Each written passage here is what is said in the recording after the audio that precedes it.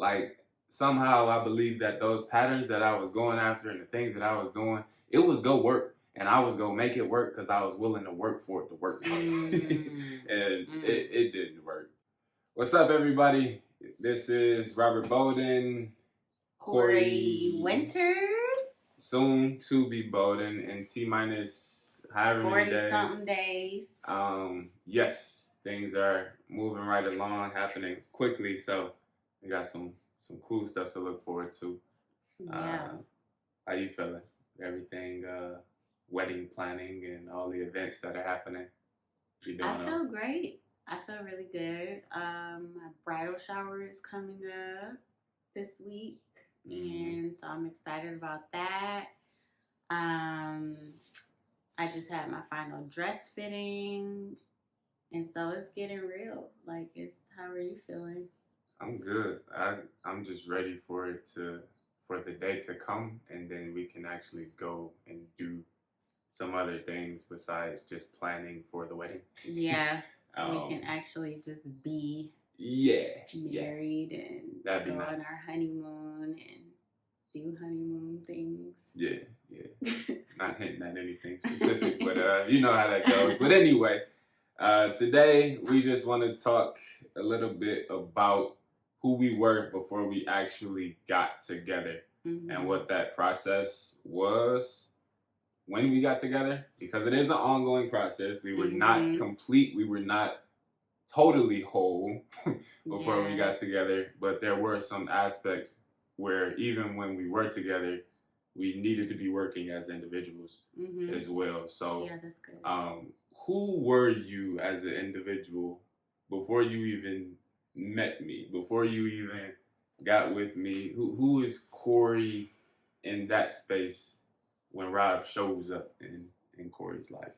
That is a very good and very loaded question. So well, we got time to answer that in the limited time that we have. So who was I before? Single Kori. Single Kori. I was someone who was really honestly just trying to figure herself out. Like, I've always been this inquisitive person and always questioning and curious about things, questioning why I am the way I am. Why do I respond to different situations differently from how other people respond? So I was starting to become very, very intentional about figuring these things out, but I was trying to put all the pieces together. And it took me getting to a certain point when I realized that only God could help me do that. Yeah. But it was a very interesting process. So I don't know if that directly. Yeah, it's a very like I said, it's so loaded. Years on years process. Yeah. So who are you before? The best way I can put it, I was stuck in a loop. Yeah. Of just doing the same thing over. That's a good one. Okay. I take your answer. I take your answer. Literally doing the same thing over and over again.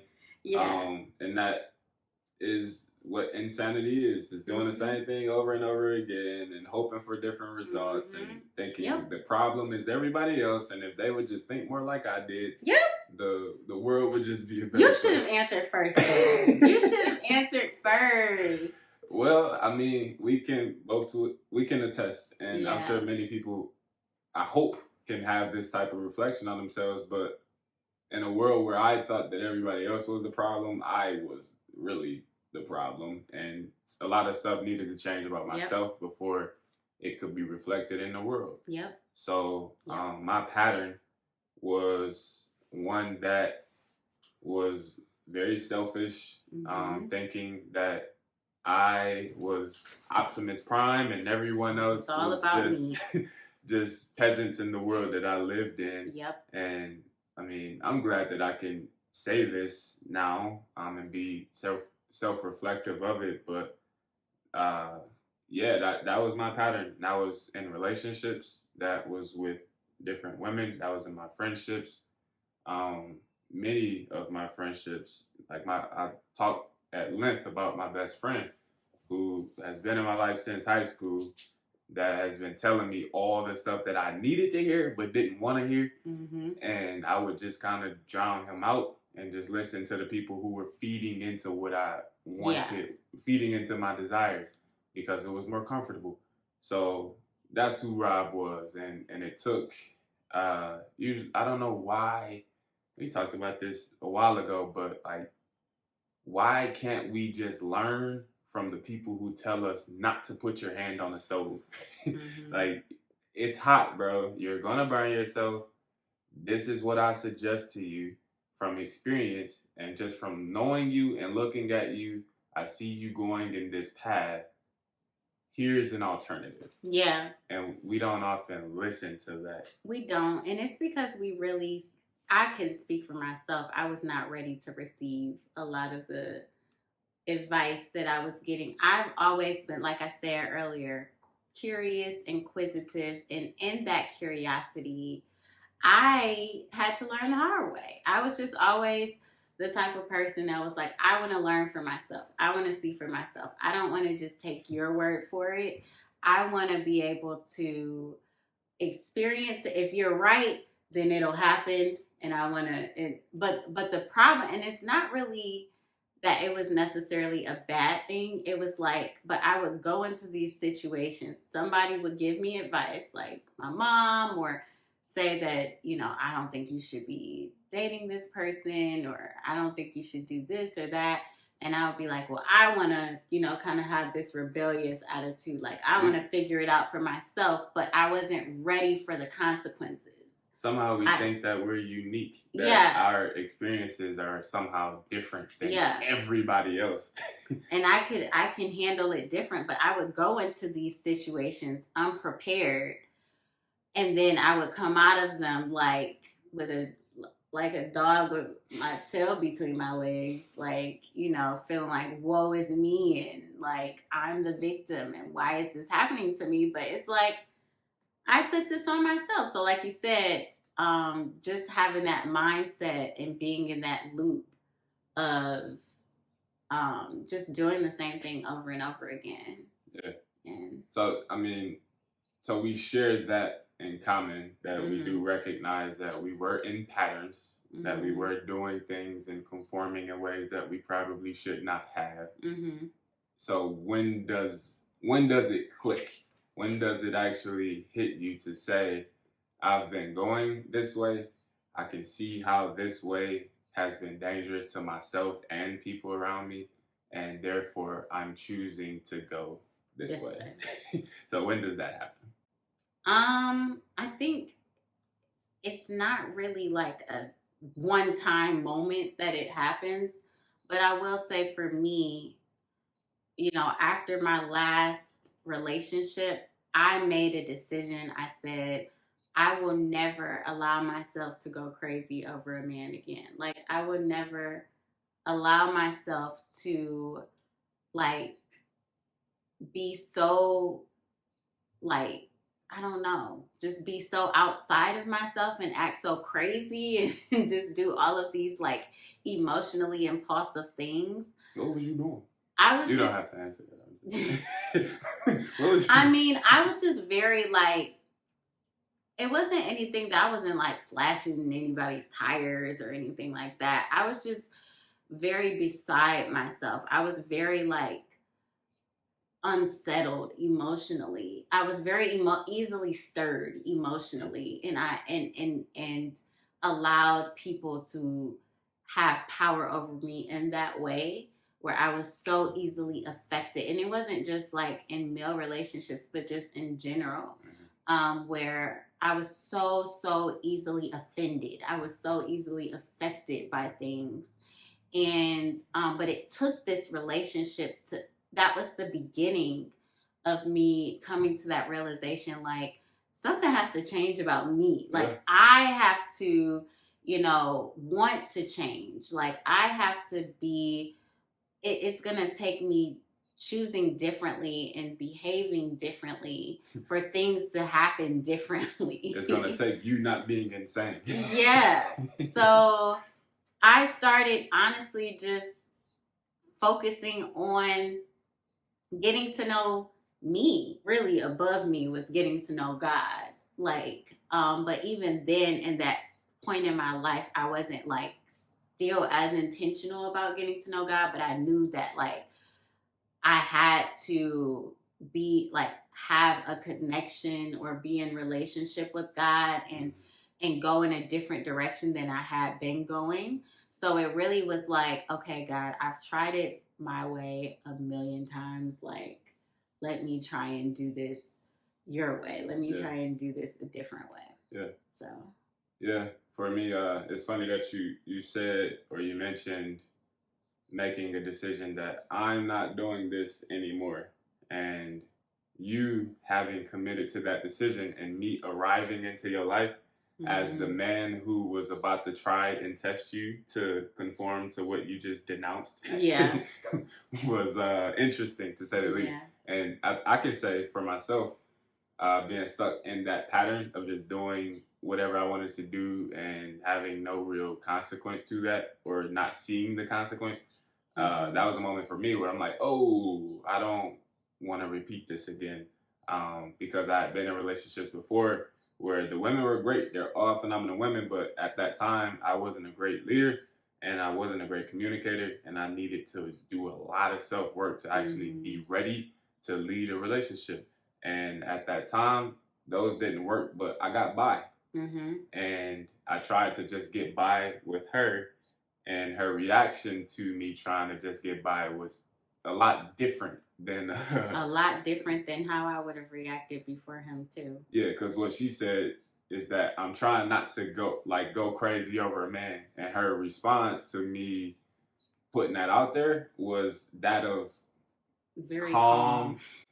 When a woman responds like not like going crazy, but just okay, that's different. You do you. And I'm like, wait, that's not a response that's not the pattern that I've seen. Yeah. So it kind of woke me up to where I'm reminded of the conversations that me and my best friend were having years before. Rob, you're stuck in this pattern. You need to change your ways and turn away from it and go this way. And now I'm guilt. I'm forced to deal with those things in real time. And that's where I committed. I'm like, okay, I gotta do something different here. Yeah. I would say that, like, you know, just looking back on, and these are revelations. That's what I'm saying. Like, it's not really a one-time thing where you make a decision and then it happens and then you're just this completely different person. For me, it was like there was a revelation that I had, and then something else happened where I received more revelation, and it continues and continues. But one thing that I will say was a lot of the things that I struggled with before getting in relationship with you, and even, you know, in seasons after that, was wanting to be in control of a lot of things. Wanting to just have a tight grip on everything that was around me, relationships, like anything that I was involved in or anything that I would like actually insert myself in. Some things had nothing to do with me and I would just insert myself. I just had to be in control. And once I realized that I'm not in control, like I'm not in control, and once I started becoming intentional, like after we got together, being more intentional about like, and we can dig into that a little bit more too, about our individual relationships with God. And once I got closer and more intimate with God and realizing like a lot of the things that I was trying to be in control in, I actually had no control over. I had to give control to God. Then that's when I kind of realized, like, okay, this is another thing that needs to be broken. I think at the heart of all of this, because what we're saying is that in that single season, if we're going to call it that, and that time that we're alone or not in a relationship, we didn't have like a recipe to be 100% whole before getting into a relationship. Mm-hmm. So there were still some things that I needed to deal with, some things that I needed work on. But the heart posture behind entering into a relationship is that both parties have to have the humility to be able to give and receive in love correction. That's good. Because that is the key to it all. There were some things that I knew that were not good for me or her, and I have to allow for the space to be loving enough for her to feel as though she can come to me and check me on whatever that is, and just the same. Mm-hmm. So I think it was a lot of that, and as you were speaking, those revelations as they come, sometimes men and women see things in different ways, and I truly believe that's why God coordinated it the way that it is for men and women to be one in flesh, because we just think differently, and we perceive differently, and we can see differently. So when those things come together, everything's covered. However, the mishap is just like when Adam and Eve sinned. He said there will be enmity between you and your husband, and that's when I'm in a position of control and having to be the man in charge, and I'm pushing you like beneath me when you're my partner and we're supposed to be going after this together. So that's a big part of it too, just that humility and being able to both give and receive correction for the betterment of not just me and not just you, but everybody that's around us should be able to see and partake in that. Yeah. That's good. I think for me, ultimately what I was looking for, before meeting Rob, was peace. Like, I was looking for peace. And even with me making that decision, like, I'm never going to go crazy over a man again, that was literally the beginning, because there were so many other seasons that I went through after having met Rob, that I was still looking for that peace and, that contentment. And ultimately, I was looking for God. I was looking for Jesus. And again, all of these things didn't really come full circle until I started getting intentional about my relationship with Christ, even after having embarked on my relationship with Rob. And we both had to had to get to a place where we were both intentional, and walking alongside one another, not like trying to be in the same relationship with God, but we're in this relationship together, and we were like aware of the fact that we had to have our own relationship with God. We always say, people ask the question of, is it 50-50? Is it like, what's the allocation between man and woman and their contributions? And that it's kind of a silly question when you think about it, because what it's supposed to be is 100% of Rob and 100% of Kori coming together for 100% effort under one household.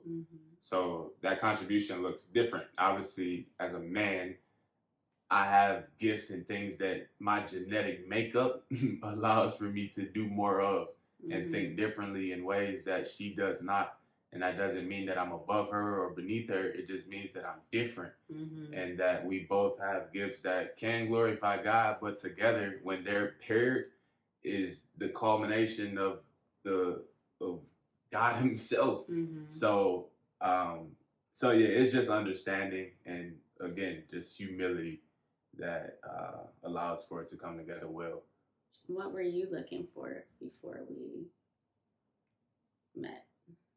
I was just looking for something that was sustainable, but sustainable in the way that I wanted it. So, like, somehow I believe that those patterns that I was going after and the things that I was doing, it was go work. And I was going to make it work because I was willing to work for it to work. And it didn't work. It it is. And that sounds like a very common pattern of just culture in general. Again, because it goes back to what we said in the beginning, where somehow you think your experience is different than others. I got plenty of people telling me that this pattern that I'm on is not the right path. However, I think that I'm different and that somehow y'all crazy. This is gonna work for me because I am Robert Bolden. Have you not met me? You're saying that's how you were thinking. That's how I was thinking then. Oh, okay. So you keep doing it, and you think that it's gonna pop, and that I figured out the recipe and I got it, and like that just never happens. Yeah. So it's just a lot of stubbornness, a lot of rebellion, pride. Yeah, a lot of pride. I think we can both relate. Those are both elements that we had, and it showed in different ways, but they were still there, and it took us literally getting on our hands and knees and going before God and giving all of that up to God for us to really be transformed, for Him to do that transformative work in our hearts. Yeah. But yeah, it's like it's a very, very like, it's almost like the best analogy I can give is like when you look at a baby, like you have this newborn baby, and then all of a sudden they're like 6'4", like, you know, it's like you don't physically see the baby growing. You know, it's a very incremental process, but it's like it's happening. You know, it's happening. Right. So it's the same thing. It's like, you know, you start one way, and then over time, incrementally, you know, God just keeps doing this work, and then you're transformed, and the transformation never stops. Yeah. So just to kind of close us out, I actually gave a message last week talking on Romans 12:2. Yeah, he spoke at our church. It was amazing. Romans 12:2 says, "Do not conform to the patterns of this world, but be transformed by the way that you think." So just contextually, by the renewing of your mind. So contextually, all of those patterns of the world just needed to be thought about different. Mm-hmm. And I think Romans 12:2 puts it very plainly. It kind of wraps up the conversation from that standpoint, which is it's literally recognizing that you're going in one way, making a decision to go in a different direction. Yeah. And it's not an overnight process. It's not like you're just going to be transformed overnight. It's a continuous transformation. Yeah, and God will continuously reveal Himself in ways that will transform you more and more and more and more into the image. ING. Yes, renewing your mind. Continuous. So yeah, that was good. Yeah, that's good. Well, we'll catch you guys next time. Hope you all enjoyed this, took something away. And we always enjoy the conversation. So we appreciate you tapping in. Have a great day, night, whenever you're watching this. Be cool. Bye.